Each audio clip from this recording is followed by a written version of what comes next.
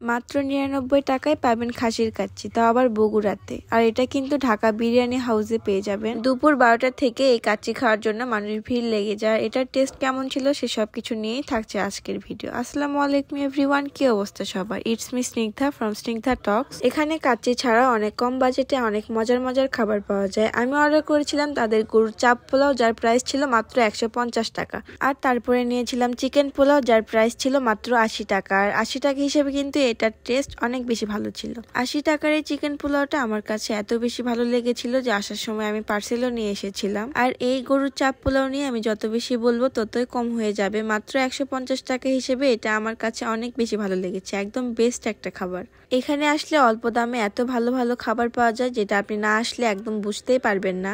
এখন পর্যন্ত এখানকার যে কয়টা খাবার খেয়েছি সে কয়টা খাবারই আমার কাছে বেস্ট লেগেছে, আর দাম হিসেবে তো একদমই অতুলনীয়।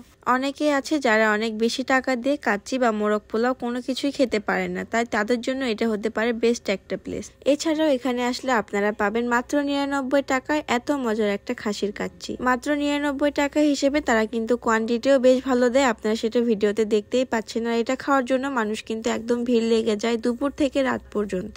এমন খুব কম রেস্টুরেন্টই পাওয়া যায় যেখানে সবগুলো খাবারই মজার, তবে ঢাকা বিরিয়ানি হাউসের সব খাবারই আমার কাছে অনেক বেশি ভালো লেগেছে। আমি ৯৯ টাকার এই কাচ্চিটা বাসায় পার্সেলও নিয়ে এসেছিলাম। আর এখানকার মাংসের পিসগুলো ছোট ছোট ছিল, কিন্তু দামের দিকে তাকালে মাত্র ৯৯ টাকা হিসেবে এটা একদমই পারফেক্ট। আর এই কাচ্চির ঝাল লবণের ব্যালেন্সটাও একদমই ঠিক ছিল। এরপরে আমি নিয়ে এসেছিলাম তাদের চিকেন পোলাওটা, এটাও কিন্তু অনেক বেশি মজা লাগছিল। মাত্র ৮০ টাকায় একজনের পেট অনায়াসে ভরে যাবে। এই ঢাকা বিরিয়ানি হাউসের লোকেশনটা হলো মফিজ পাগলার মোড়, শেরপুর রোড, বগুড়া। মাথা থেকে রিক্সা নিয়ে মাত্র ২০ টাকা ভাড়া দিয়ে আপনারা এখানে আসতে পারবেন। আজকের ভিডিও এ পর্যন্তই, ভালো থাকবেন সবাই, আল্লাহ হাফেজ।